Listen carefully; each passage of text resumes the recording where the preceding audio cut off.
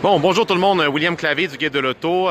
Premièrement, j'aimerais m'excuser pour tantôt. Vous avez vu un live qui n'a pas fonctionné, c'est prise 2, pour le Infiniti QX50 2019 en direct du salon de Los Angeles. Donc, le QX50, en fait, c'est un véhicule là, qui est très important là, chez Infiniti. C'est un VUS de gamme intermédiaire. Rappelons-le, le modèle de dernière génération, malheureusement, manquait un peu là, au niveau de l'espace de chargement, la consommation d'essence et le raffinement. On l'aimait pour son caractère sportif. Malheureusement, là, dans ce segment-là, là, ce n'était pas assez. Donc, c'est un véhicule là, qui va se trouver à compétitionner, bien sûr, là, contre les Audi Q5, BMW X3, Mercedes-Benz GLC de ce monde. Donc, après ma barre, là, ce qui est important de savoir, c'est que le véhicule, là, le véhicule est entièrement nouveau. Là, donc, c'est une nouvelle plateforme, un nouveau design. Et je prends le temps de spécifier que ce véhicule est 100% un produit de Infiniti.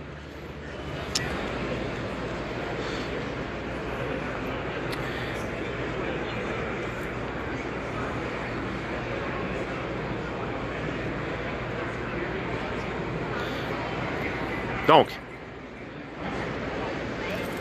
ce que je disais, excusez-moi, un véhicule 100% Infiniti, dessiné par le groupe Infiniti. Je prends le temps de préciser parce que contrairement à son petit frère, le QX30, qui est un véhicule compact, qui est un véhicule qui est largement partagé avec le groupe Mercedes-Benz, ceci est un véhicule qui est 100% un produit de Nissan Infiniti.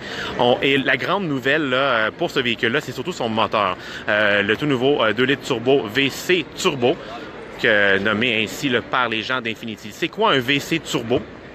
C'est un moteur à compression variable. Ça se trouve être le premier moteur de ce genre au monde. Donc, c'est quoi la compression variable au juste? Bien, on le sait, hein, les moteurs à essence, normalement, viennent avec un taux de compression bien défini à l'usine.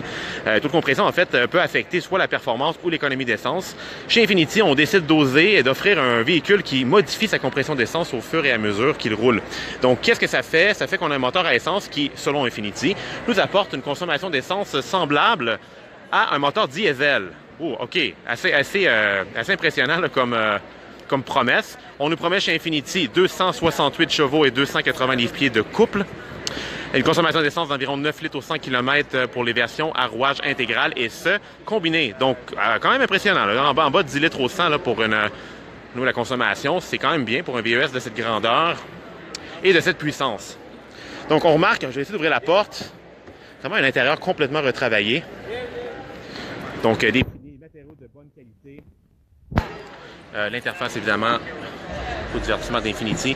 On va remarquer justement là, les matériaux, là, couleurs contrastantes qui ajoutent vraiment une espèce d'apparence très premium, très haut de gamme. J'aime bien cette espèce de finition ici là, sur le tableau de bord. Pour vrai, là, réussi hein, de la part d'Infiniti. Enfin, là, on a une réelle alternative à la concurrence allemande. Là. Les gens se jettent surtout vers des Audi, des BMW dans ces segments-là. Bien, enfin, Infiniti va aller chercher un véhicule, va offrir un véhicule là, réellement luxueux. Je dois vraiment avouer que je suis impressionné de la qualité de ce véhicule-là. Donc, belle finition. Et surtout, l'espace de chargement qui a été considérablement amélioré. Je ne sais pas si je peux ouvrir le coffre. Essayer de... Je ne peux pas. Oh oui, je peux. Wow, yes. Alors, donc, on sait que le véhicule de dernière génération avait un coffre plutôt restreint. Celui-ci est complètement différent. On a augmenté l'espace de chargement de presque le double. La banquette avant aussi peut être avancée et reculée, donc qui nous permet d'aller chercher un coffre beaucoup plus volumineux. Donc, à date, écoutez, c'est une espèce de, comme on dit en anglais, un home run, un coup de circuit de la part d'Infiniti. On a vraiment hâte de l'essayer. On ne sait pas plus, en fait, au niveau des prix. C'est pas un véhicule qui est officiellement sur le marché encore. Là. Ce n'est qu'un dévoilement. On va essayer d'aller, ça c'est la couleur un peu brun. On va aller vers le bleu. Excusez-moi, il y a des gens ici à LA. Plus fiable que les Allemands, on l'espère. En fait, ça a toujours été la marque de commerce des véhicules japonais. En fait, la grande question, est-ce que VC Turbo va être fiable? C'est ça que les gens se demandent, hein, parce qu'on parle quand même d'un moteur qui se trouve à modifier la course du piston. C'est très technique. Sur le site, en fait, on a un article là-dessus là, qui nous explique un peu plus en détail comment ça fonctionne. Ça fait un peu penser au système de calage variable des valves qu'on a vu dans les années 90, entre autres le système de Honda là, avec le VTEC. Mais cette fois-ci, il fonctionne avec le piston et non les soupapes. Donc, très innovateur. Encore une fois, le Infiniti QX50 2019 avec le moteur VC Turbo, premier moteur à essence de ce genre au monde, un moteur qui modifie son taux de compression au fur et à mesure pendant qu'il roule, nous permettant d'aller chercher une consommation d'essence semblable à un moteur diesel. Bien sûr, on va en avoir la confirmation quand on va le conduire. Et à l'intérieur, ce qui est intéressant, je ne sais pas si vous voyez, c'est Karim Habib, le nouveau designer de chez Infiniti qui vient de chez BMW. Karim est québécois, en fait d'origine marocaine, mais il a grandi à Montréal. Alors c'est quand même vraiment intéressant d'avoir savoir que c'est un designer montréalais là, qui va travailler chez Infiniti à partir de maintenant. Toutefois, j'ai parlé avec les gens d'Infiniti. Ce véhicule-là n'est pas encore un produit dessiné par M. Habib, étant donné qu'il vient juste d'entrer dans la compagnie. Donc, on peut s'attendre à voir les produits Infiniti changer d'allure là, prochainement avec ce nouveau designer. Alors voilà, Infiniti QX50 2019 en direct du salon de Los Angeles. Un véhicule très important pour le constructeur japonais. Un VUS de classe intermédiaire. On l'avait dans le bleu, là, on l'a dans le brun.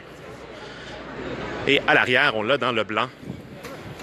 Et si on ne veut pas le voir entouré de gens, bien, on l'a également ici sur le podium. Et à l'arrière, on a une belle présentation qui nous montre un peu le principe là, de la compression variable.